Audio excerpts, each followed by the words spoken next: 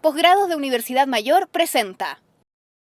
Seguimos en nuestras jornadas de análisis posteriores a las elecciones municipales en mesa de diálogo y claro, luego de las elecciones vinieron algunos cambios, como el cambio de gabinete, pero hay más cosas que poner en discusión, así que bienvenidos a mesa de diálogo.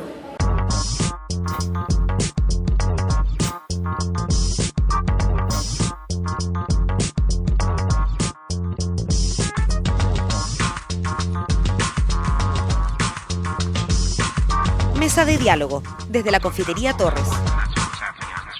Estamos con Marcelo Drago, abogado de la Universidad Católica, asesor legislativo y presidente de la ONG Maipo Contigo. Y junto a él, Juan José Soto, ingeniero agrónomo y director de la Fundación Ciudadano Inteligente. ¿Cómo están ustedes? Muchas gracias por acompañarnos en esta nueva mesa de diálogo. Siempre es un placer recibirlos de manera virtual a través del Mostrador TV, que llegamos hasta ustedes y en esta mesa instalada en el centro de Santiago, en la clásica Confitería Torres, en Alameda con 18. Nos acompañan Marcelo Drago, Juan José Soto. Gracias por estar junto a nosotros. Nuevamente ustedes son parte ya de estas conversaciones habituales en Gracias, mesa de diálogo. Gusto de nuevo. Bueno, ha sido una jornada en la que hemos tenido bastante para debatir luego de las elecciones municipales. La altísima abstención es una de las cosas que más ha marcado esta situación, pero luego, en el fondo, los días posteriores empezamos a recibir esta gran cantidad de comentarios con lo que ha ocurrido, particularmente con la impugnación de algunas mesas, con esta situación que empieza a verse poco transparente en el fondo y que genera una tremenda duda frente a la manera en la que va a funcionar este sistema electoral que, por cierto, necesitamos funcionando para las próximas elecciones municipales. Sabemos también que el trabajo que ha hecho Ciudadano Inteligente ha sido bastante importante, sobre todo en el tema del llamado para que la gente fuera a votar, pero estamos después de ya muchos no fueron a votar y más encima nos encontramos con esta situación que genera un cierto grado de incertidumbre frente a este sistema, se vulnera un poco la seguridad de este sistema. ¿Cuál es tu mirada frente a eso, Juan José? ¿Y de qué manera puede afectar en el fondo, mirando también las elecciones presidenciales?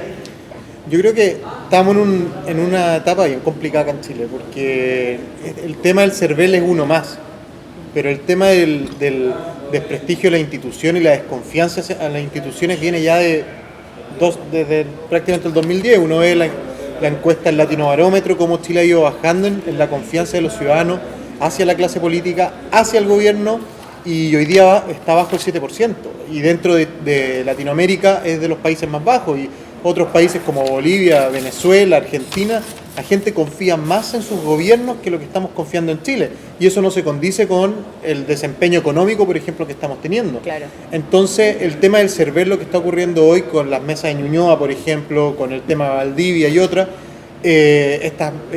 la cantidad de días que ha pasado, que ahora que el director del CERVEL le esté echando la culpa al ministro al Ministerio del Interior, eso que fue un problema de comunicaciones, dicen. Exactamente. Yo creo que al final el gobierno que venga, sea del lado que sea, va a tener una mochila muy pesada para recobrar, que yo creo que va a ser la primera pega prácticamente el gobierno que venga, va a ser tratar de que los ciudadanos recobren la confianza en las instituciones y en el gobierno. Garantizar que el proceso eleccionario se desarrolle de la manera correcta no es como lo mínimo.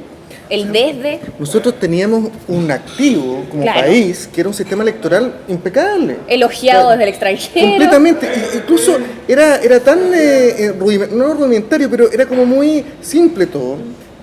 Todo descentralizado, atomizado en cada mesa, con el lápiz grafito, con todo este ritual además detrás. Y funcionaba. Y funcionaba perfectamente bien. Nunca habíamos tenido este nivel de cuestionamiento. Aquí salió todo mal. Se hizo todo mal de comienzo a fin. Y es responsable directo el gobierno. Yo creo que esta lavada de manos que se hizo desde el Ministerio del Interior hacia el CERVEL. Mira, yo fui gobernador. Yo tuve a cargo el sistema de coordinación en materia de información electoral. Y uno tiene todo un aparataje y se preocupa de que todo sea impecable, porque la información tiene que fluir rápido, a tiempo, completamente transparente, y eso era lo que hacía el sistema, digamos. Aquí se hizo todo mal y nadie se hizo responsable. El CERVEL en estricto rigor no era el responsable de llenar esos datos de las páginas web, que era el sistema de información que teníamos. Y pasaron días y días y nadie explicó por qué estas brechas de voto, por qué esta diferencia, y la verdad que fue una lavada de manos insuperable, digamos. O sea, ya esto de que la nueva forma de gobernar, la nueva forma de contar, digamos, no saben ni contar votos, tampoco pobres, tampoco chilenos, bueno, pero hay un tema mucho más de fondo, que es básicamente dañar la credibilidad de la institucionalidad pública, que se hizo ahora con las elecciones, se hizo en el pasado con el sistema de encuestaje de las CACEN, se hizo atrás con un montón, y que quizás uno de los grandes legados del gobierno de Piñera va a ser eso, haber dañado la credibilidad y la efectividad de las instituciones públicas. Porque además esto combinó impericia con una soberbia, pero que irradiaron todo el tiempo. Digamos. Porque tú dices, si no lo sabes hacer, pide ayuda. O sea, pide ayuda, explica. Mira, esto está pasando. Y se explica rápidamente a los partidos directamente. Yo, ministro del Interior, llamo a los partidos y le digo, miren, tenemos problemas con este sistema de información, nos falló el sistema informático, esto está pasando. Transparentamos todo. Porque yo en el fondo no creo que aquí haya una mala fe una mala intención, de un un dolo, fraude claro. masivo. Cuanto aparte son las situaciones puntuales donde se encontraron votos en basurero, etcétera, que son muy delicadas y ahí hay delitos involucrados y el Ministerio Público está investigando. Pero lo global yo creo que hay que ser serio en esto, no hay que sacar provecho político y hay que decir que yo no creo que haya habido mala fe, pero hay un manejo político mínimo y una vocería básica que no existió. Aquí el ministro del Interior brilló por su ausencia en materia de información pública. ¿Para qué hablar subsecretario que no sabe ni licitar bien y ahora menos? Quizás cómo licitó, contrató el sistema informático, y ahora y terminamos en esto, digamos. Y no se justifica por el cambio de sistema, porque el mecanismo electoral era básicamente el mismo. Aquí no pasamos de un voto en papel a un voto electrónico, se hizo un voto voluntario donde votó menos gente además. Entonces, de hecho, debe haber sido más fácil todo. Claro, había gente nueva, pero esa gente nueva tenía el manual de capacitación, tengo todo un aparataje electoral que está encima, que le está diciendo hagan así las cosas o no. Todos hemos participado en elecciones directamente y esas cosas se hacen de aquí se hizo todo mal y nadie se hizo responsable. Duros comentarios de Marcelo Drago. Quiero tratar de ser un poco abogado del diablo y justamente tomar lo que tú decías al final de esta intervención. Es un gobierno que además le toca enfrentar este nuevo sistema donde aparece una nueva cantidad de votantes, donde hay una tremenda incertidumbre frente a lo que iba a pasar, si se iba a dar una abstención del nivel que se dio. Claramente era algo que no se esperaba ni la misma clase política, donde además aparecen algunos problemas que vienen desde la base de datos, llamémoslo así, del registro civil, aparecen votantes fallecidos. O sea, también había varias cosas que no sé si dependen 100% del gobierno que estuvieran funcionando, pero que claramente ayudan a esta situación de desorden o por lo menos de falta de transparencia en el sistema. ¿De qué manera esto se podría haber resuelto? ¿De qué manera el gobierno podría haber enfrentado esta situación? Considerando además que, por ejemplo, en muchas de las mesas donde se generan problemas, donde hay ahora impugnaciones, también faltaban vocales que primera vez que estaban en este proceso, nuevo proceso, en consecuencia tampoco sabían cómo estaba funcionando, donde aparentemente no hubo suficiente tiempo de preparación, donde tampoco hubo una gran campaña para decirle a la ciudadanía de qué manera esto iba a funcionar, donde en el mismo día de la votación había gente que decía, y si voto hoy día voy a estar obligado a votar todas las próximas veces, o si soy vocal de mesa estoy obligado a hacerlo o es voluntario. Había tal desorden en términos de la información que se le entregó a la ciudadanía que uno piensa, bueno, la verdad es que les tocó bastante complicada la situación. ¿Habría existido una manera de enfrentarlo mejor? Yo creo que, a ver, tema información, entregar la información, lo que decía Marcelo, si te equivocaste, entregar la información, abrir lo que está pasando. El otro día mismo Roberto Méndez decía, no puede ser que haya pasado una semana y no tengamos información de lo que está pasando, es inédito. Y en el tema hubo mucho tiempo para hacer campaña y, por ejemplo, en el llamado a la gente a votar. El otro día alguien del INJUP decía, oye, pero nosotros sacamos video y todo, pero tú vas a ver la cantidad de personas que vieron el video. Y tú vas a ver el video que hicimos de los que sobran, Sí, de la franja de los que sobran. Más de 100.000 personas lo vieron. Entonces, aquí hay un problema de no puede ser que la sociedad civil esté tomando tareas que le corresponden directamente al gobierno. Y al final la sociedad civil no es porque nosotros queramos hacerlo, es porque simplemente tú ves hay una necesidad y hay una falencia, necesidad, claro. Tú ves que necesitamos que los jóvenes voten, tú ves que hay una dirigente estudiantil que está llamando a funar en su momento las elecciones. Y tú dices, no puede ser que, o sea, ya moralmente no puedes estar aquí funando la elección. Está bien votar en blanco o nulo, pero de ahí a funar e impedir que otros ejerzan su derecho es otro. Y ante la falta de proactividad, tiene que venir la sociedad civil. Entonces, ya ha habido en muchos casos donde la sociedad civil está teniendo que tomar el sartén por el mango. El tema de la CACEN no puede ser, bueno, hubo después un aprovechamiento político probablemente por parte de la concertación, pero los primeros fueron justamente académicos de la Universidad de Chile, el Centro de Microdatos y otros, que empezaron a decir, no puede ser que aquí en el tema de la CACEN no esté fluyendo la información, no esté el cuestionario de la I-11. Gotas, además. Exactamente, claro. no se entrega la información, todavía no se abren muchas bases de datos, todavía no se puede tomar la data dura. Entonces, acá hay un problema de fluidez de la información, que yo no entiendo por qué. No sé si es soberbia, si es falta no sé. pero hay un problema de ese, y donde la sociedad civil ha tenido que tomar muchas banderas o muchas tareas que en verdad no le corresponden. ¿Tú crees que si esto hubiera ocurrido, por ejemplo, este cambio en el sistema de elecciones durante el gobierno de Michelle Bachelet, la situación hubiera sido distinta? Mira, yo creo que en los gobiernos pasados, o por lo menos una buena parte de la sociedad chilena, se cree el sistema electoral desde el corazón, digamos. O sea, se da cuenta que esto es importante, que es una cosa que hay que cuidar tremendamente, que no está sujeto a improvisaciones. Lo del registro civil, el director del registro civil es nombrado por el presidente de la República, o sea, no es un organismo externo, digamos, y es responsable de esa información. El CERVEL no era el responsable, sí, también, pero no era el responsable de publicar la información. El CERVEL es responsable de cerrar el ciclo y después sube unos PDF con la información final, pero todo lo intermedio es responsable del gobierno interior. Esta va a ser la última vez, digamos, porque de acuerdo a la ley, la próxima elección completamente esto pasa en el CERVEL. Pero justamente eso hace la diferencia. Por algo el subsecretario interior seguía... ¿Será mejor eso? Yo creo que el CERVEL tiene que ir, o sea, sí, porque el CERVEL va avanzando un sistema de independización completa, digamos. Como en otros países que existen un poder electoral, como en México, en Colombia, que es completamente independiente, que es lo lógico.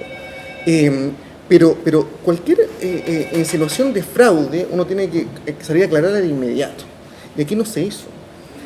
O sea, no se le enseñó a la gente, bueno, es responsabilidad del gobierno justamente hacer las campañas públicas, para eso tienen presupuesto. Mira, al gobierno se le pide una cosa muy sencilla, que es gobernar. No lograron hacer siquiera eso. Gobernar es tan sencillo. Bueno, para eso se presentaron, para eso dijeron que eran los mejores, digamos, que eran infalibles, que tenían unos tremendos equipos en los grupos Tautauco, que eran era la nueva forma de gobernar y eran los personajes de excelencia. No cumplieron ni siquiera nada de eso, pero bueno, perfecto. No le exijamos lo que prometieron, pero por lo menos exijámosles que no hagan daño. Y el problema es que están haciendo daño. Con el nivel de negligencia, de desidia, de falta de liderazgo mínimo, porque por último, ¿sabes qué? Es que ni siquiera les pedimos que salga todo perfecto, sino que salgan a explicar lo que está pasando. No se demoraron tanto, dejaron un vacío tremendo, le echaron la culpa al CERVEL. Marcelo, con el tema del CERVEL, es cierto que uno de los grandes problemas se le ha achacado en el fondo a que el CERVEL, cuando entrega la información, no entrega el porcentaje al que corresponde esa información. Dice, no sé, 100 mesas escrutadas, pero no dice que ese 100 corresponde tal vez al 10%, al 20%, y en consecuencia no se sabe cuál es el universo total. Bueno, pero es que eso es responsabilidad de ellos, hacer un protocolo para la entrega de información. Esos protocolos estaban hechos mucho antes, yo no sé por qué los cambiaron. O sea, eso es...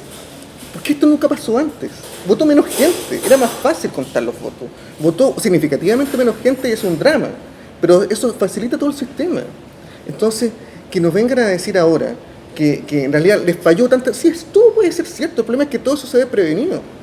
Mira, el taco para el 18 de septiembre pero se veía venir por todos lados. O sea, a nadie le cabía ninguna duda que iba a haber un taco monumental en la salida de Angostura. No había un solo carabinero, no había un funcionario del MOP, no había nadie esa mañana. Goldman decía, no, mira, váyase por un lado, váyase por el otro, unas instrucciones. Después todos tuiteábamos, yo pasé por ahí. Goldman me respondía, me decía, no, mira, nosotros no... de regreso hicieron un montón de medidas rápidamente, trataron de taparlo, y habilitaron 3 pistas de regreso. Le tuiteaba a Goldman, ¿por qué no hicieron esto a la salida? Pues no al regreso, digamos. ¿Por qué no hicieron el mismo 18 de septiembre y no cuando volvían todos los autos? No, porque no se pedía, carabineros no decía que en el túnel no se podían hacer 3 pistas porque era peligroso. ¿Y ahora qué hicieron? Hay una situación de reacción. Todo lo que dijeron que no se podía hacer lo hicieron ahora. Goldman directamente, a mí por Twitter, digamos. Entonces, ¿sabes qué? Esto es una cuestión de taparnos excusas y no ser lo básico de prevenir, de adelantarse, de planear. ¿Se acuerdan cuando Francisco Mohamed Alewi, dijo que no estaba claro los protocolos de entrega de información? Incluso insinuó que aquí podía llegar a haber un fraude y todos salieron a criticarlo. Lo dijo semanas antes de la elección, como un mes antes de la elección. Dijo, aquí está faltando algo. Todavía no se hace la reunión con el subsecretario interior, todavía no sabemos cómo se entrega la información, esto viene mal. Y todo el mundo le dijo, no, pero sabes que Francisco, no seas tan crítico con el gobierno, deja que déle su oportunidad, qué sé yo. Terminó teniendo la razón y esto se debería venir. ¿Y de qué manera vamos a enfrentar las próximas elecciones presidenciales con un sistema que hoy por lo menos no goza de credibilidad máxima? Vamos a ver qué pasa. Conversamos con Juan José Soto y Marcelo Drago. Al regreso seguimos analizando este tema y mucho más. No se vayan. Ya regresa Mesa de Diálogo. MBA, especialidades médicas y odontológicas, diplomados y magíster, Encuentra en Universidad Mayor el posgrado que buscas. Programas de alta especialidad y nuevas tendencias. Si sabes lo que quieres, encuéntralo en Posgrados Universidad Mayor. Nuevo Campus Alonso de Córdoba Las Condes. Estás viendo Mesa de Diálogo.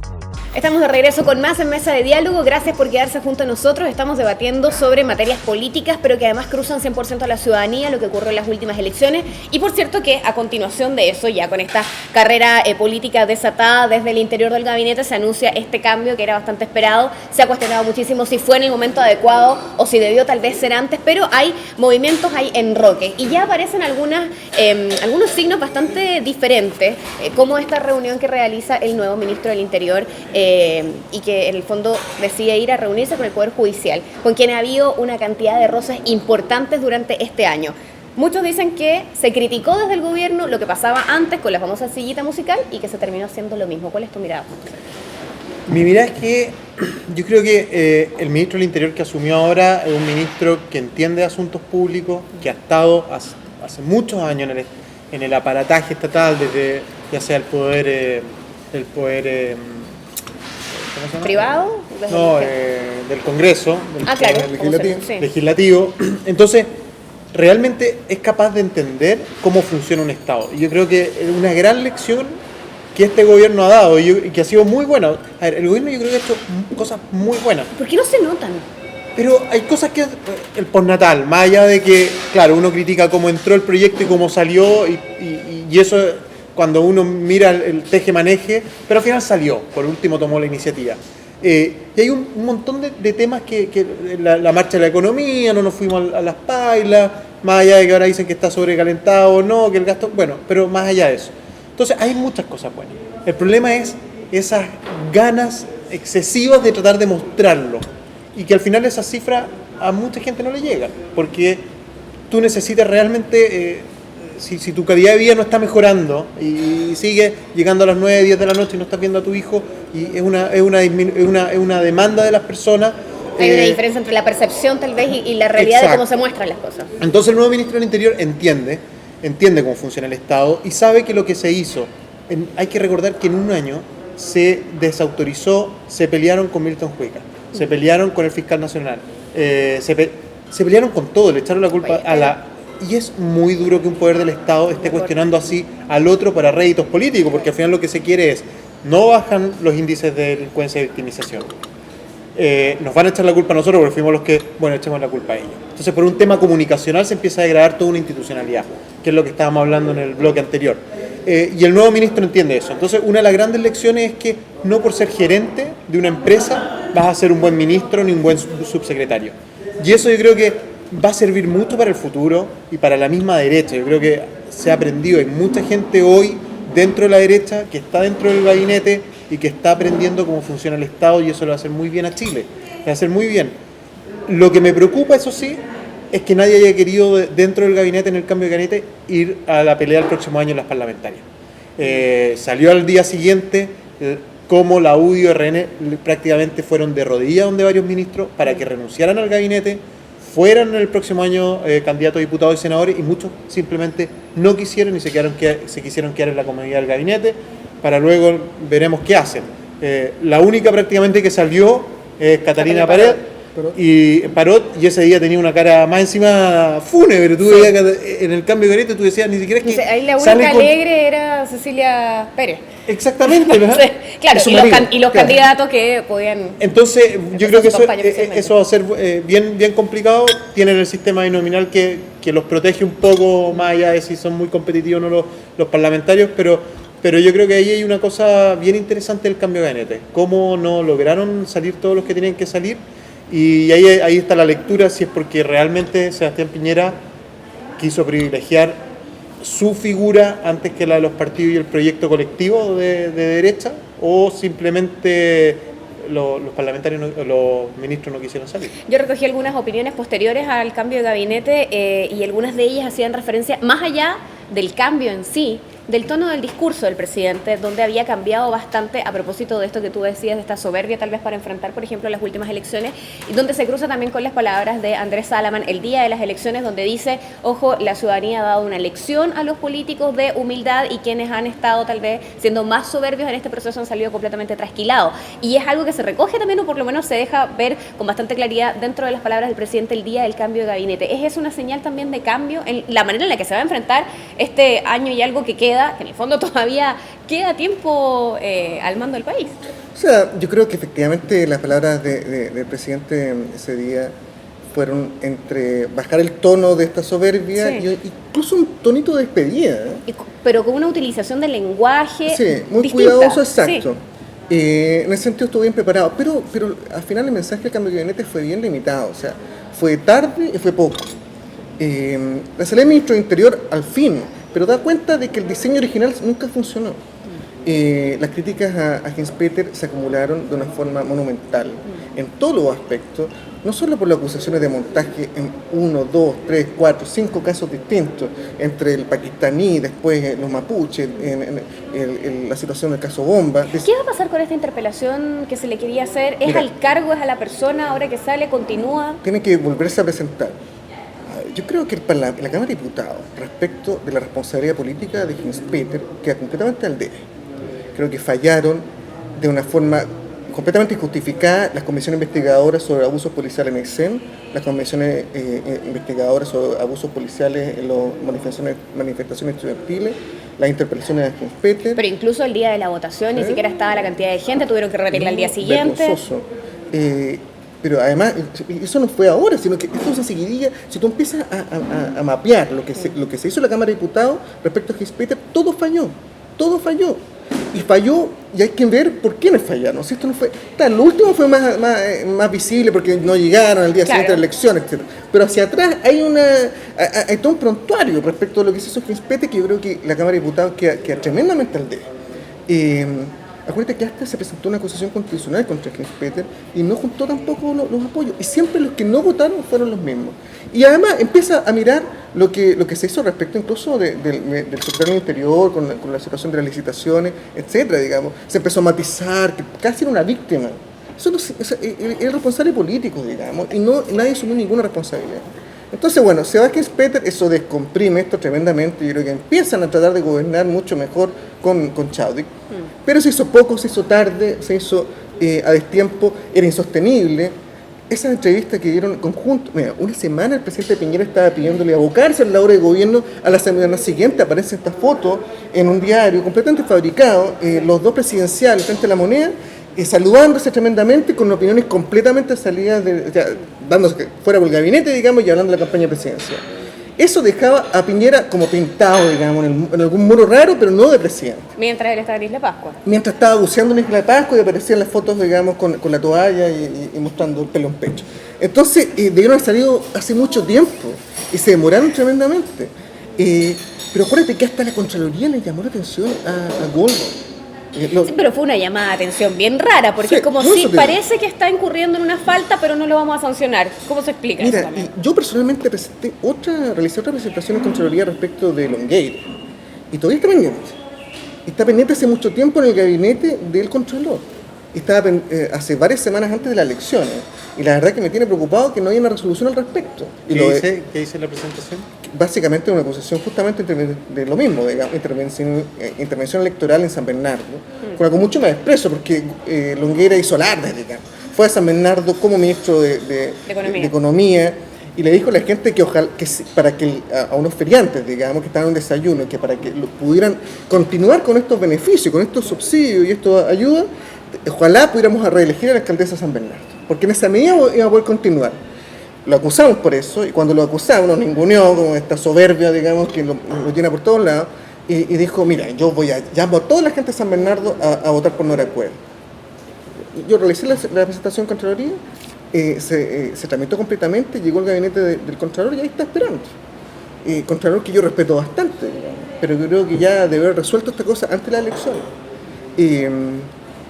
Pero en fin, mira, lo de las sillitas musicales antes fue un vicio. Hoy día es una necesidad.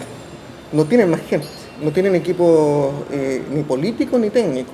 nadie ya quiere salirse al Parlamento y nadie quiere irse al Parlamento tampoco, porque y eso da cuenta un poco de la autoevaluación en términos de un gobierno que está mal evaluado, que ya se está terminando, que lo que no hicieron ya no lo van a hacer, digamos, y que la gente ya lo juzgó en esta elección. ¿Qué crees tú que puede pasar con el nuevo ministro de Defensa, con Rodrigo Ginspeter movido a la cartera de Defensa? Yo creo que no va a pasar nada, espero.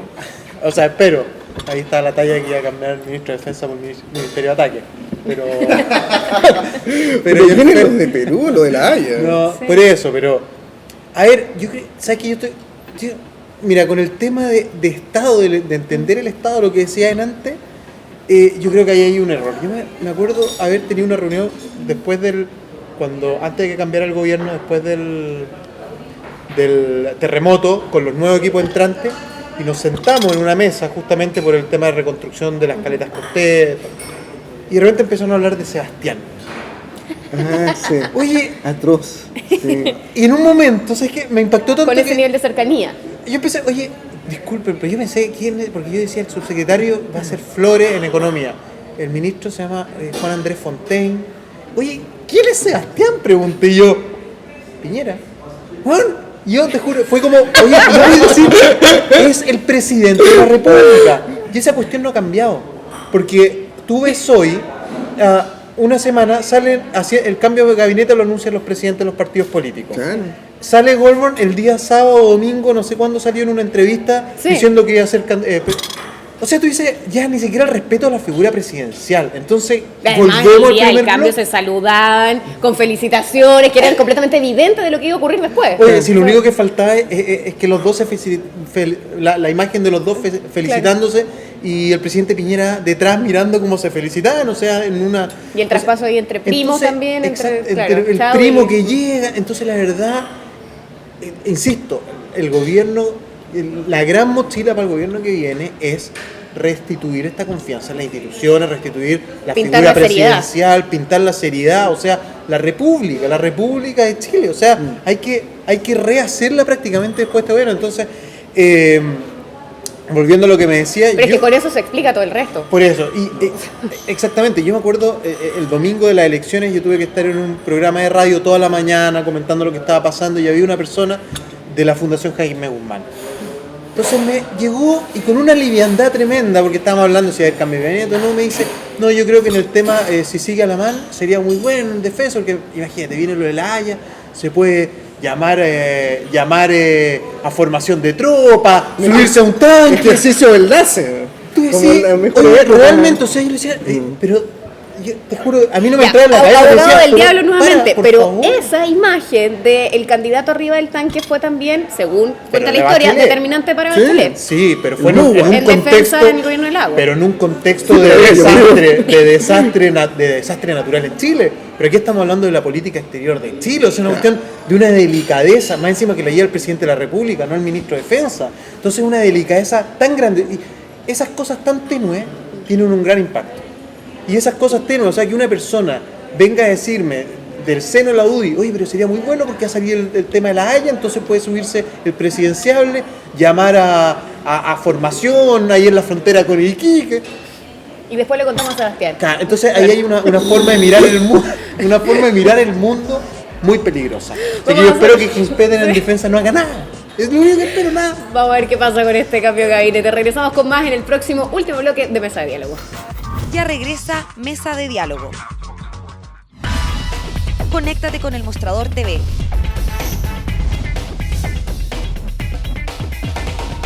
Búscanos en Facebook. Síguenos en Twitter. Comparte nuestros videos. Y revisa nuestra web. Nos mantenemos conectados a ti gracias a las redes. El Mostrador TV. Estás viendo Mesa de Diálogo. Estamos de vuelta en este tercer bloque de Mesa de Diálogo. Siempre es el momento de saludar a la Universidad Mayor, que tiene programas de alta especialidad y nuevas tendencias. Pero además tiene un seminario que se los vamos a contar. Esto va a ocurrir el día 13 de noviembre a partir de las 8:30 de la mañana en la Casa de la Pirámide. Y se llama Comunicación y Nuevos Liderazgos para la Empresa. La comunicación interna y externa conversan. ¿Quiénes van a exponer? Ignacio Bell, Manuel Tesi y Claudio Homan. Si ustedes quieren más información, pueden chequearlo en el sitio, que es www.umayor.cl. Ahí están los datos y también cuánto cuesta participar de este seminario. Señora, ¿hay algo desde el mundo legislativo, Marcelo Drago, tú que has asesorado y asesoras a varios parlamentarios, que nos puedas contar de lo que está pasando ahí? A mí me tiene preocupado un poco cómo el gobierno está mirando el techo en las reformas políticas pendientes. Que fracasara ayer uno de los proyectos relacionados con la elección directa de los CORE, básicamente por los votos de la UDI, digamos, que no dio sus votos, y varios votos de RN que se abstuvieron, que para los efectos es lo mismo, digamos, porque esos proyectos no se aprueban por una mayoría, sino que por alcanzar una cantidad de votos. El hecho de que el gobierno haya guardado, se esté haciendo loco con el voto chileno exterior es gravísimo. Hay un compromiso de Piñera, un compromiso de la Roulette, y no han hecho nada, y se le echan la culpa a unos, a otros, etcétera, pero la actitud del gobierno es que no haya voto chileno exterior en la próxima elección presidencial, y eso no puede ser, eso es una negligencia, eso es faltar la palabra de Piñera una vez más, digamos. Es dejar a muchos chilenos sin votación, es decir, mire, este sistema se modernizó, pero solo para algunos, y muchos de los que de verdad quieren votar y tienen problemas de abstención no pueden, porque resulta que tienen que venir a Santiago o al Paraíso a votar y están en Venezuela. Entonces, es preocupante desde ese punto de vista lo que está haciendo el gobierno, o lo que más bien no está haciendo, digamos. Y el resto de las cosas, empieza un proceso de pato cojo tremendo, sería un pato cojo adelantado. De hecho, se decía, ¿quién se va a quedar con el presidente por los próximos meses? Exacto, y claramente, por lo menos tiene a su primo, y por lo menos la familia siempre se queda, digamos, siempre uno puede contar con la familia. No, pero Chadwick es un tremendo político que creo que sí, realmente es un aporte. Sin discusión. Es un aporte tremendo y realmente le da un aire al gobierno. Es lo único bueno que hizo del cambio de gabinete, lo único significativo, la verdad. Y a pesar de lo tarde y todo. Pero Cecilia Pérez también vamos a ver cómo lo hace. En la vocería. En la vocería, pero... Está bien, pero la conducción política cambió. Eso por lo menos distiende todo. Sí, la Pérez ayuda mucho, pero en realidad la mano de Chávez que es lo que hace cambiar este gobierno. Pero en una etapa donde realmente hay un pato cojo adelantado, hay un pato cojo dado por una votación, por este debacle que tuvieron en materia electoral, no solo una abstención, sino que en todo el resto de los indicadores. El gobierno perdió por donde se le mire, digamos, en número de alcaldes, número de concejales, en población gobernada, en votos. Entonces, y además todo se va a centrar en la disputa entre Alamán y Colbún, y sobre todo en qué va a hacer la UDI. Y el gobierno, entonces, la agenda va a estar fuera de la moneda, fuera del gobierno, y va a estar las campañas que van a estar haciendo cada cual. ¿Y qué va a pasar con la discusión? Que bueno, ya hay bastantes situaciones complejas que se están dando en torno a la discusión presupuestaria, porque dice, nosotros en el Congreso, aparece la voz, por ejemplo, el senador Lagos Weber, dice, nosotros aprobamos una reforma tributaria que tenía la intención de generar recursos para educación, y eso aparentemente no es lo que se va a hacer, y se está exigiendo que el 100% de los recursos que se recauden sean justamente para educación, en el fondo tratando de hacer que se cumpla la promesa, y entregaron una lista de requerimientos en el fondo de lo que se espera con este proceso. ¿Qué va a pasar con eso? Vamos a ver lo que pasa en el tema del presupuesto, pero ayer justamente salieron varios analistas de la agencia calificadora de riesgo Moody's y otros analistas de varios bancos alertando que hay un gasto fiscal extremadamente expansivo, no ha habido superávit real efectivo en los últimos años, lo que es el ahorro, y que en algún momento va a haber que hacer ajustes. Entonces, ahí hay un tema de el próximo año de elecciones, por lo tanto, en general los gobiernos tienden a tener un gasto fiscal, y especialmente donde se vea más. Entonces tenemos que decir, ¿en qué momento se va a hacer el ajuste? Que están varios analistas empezando a decir la economía chilena está creciendo sobre sus bases, sobre bases sólidas. Entonces, ahí hay una primera señal de alerta. Vamos a ver cómo reacciona el gobierno ante eso. Si hay seriedad fiscal o no hay seriedad fiscal. y se está viendo en estos días. La próxima semana, bueno, tú que sigues el tema, hay bastante. Y lo segundo, ojalá que no tenga letras chicas. Ya estamos acostumbrados en muchos temas, y te puedo decir muchos temas, donde el anuncio del gobierno viene con letras chicas o con un montón de camisas de fuerza, entonces al final lo que dijo no era tan así, pasó en el postnatal y han pasado varias veces, y ojalá que en el tema de educación no ocurra. Ocurrió en la misma reforma tributaria, y ojalá no ocurra. El mismo senador Larraín exigía 1.600 millones de dólares para educación.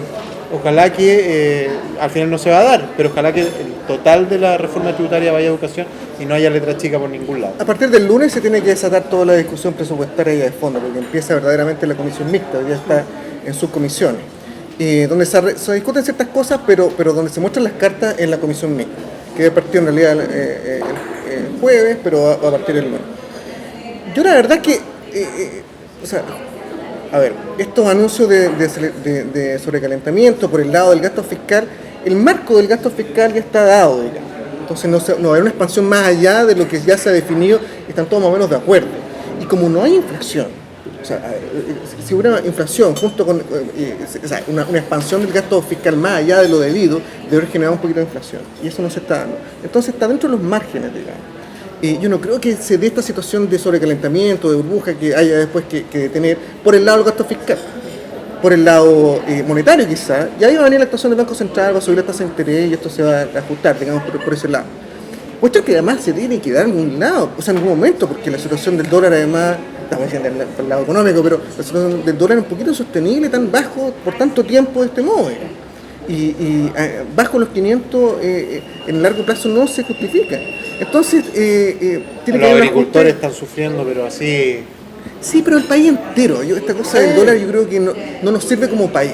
Un dólar bajo nos hace un país mucho menos competitivo, nos hace un país un poquito consumista de importaciones, nos hace un país que nuestra manufactura nacional y la producción nacional pasa a ser menos competitiva, no solo en la agricultura, sino que en todos los ámbitos a nivel internacional. Nosotros somos una economía muy pequeña que depende de la exportación y del comercio exterior.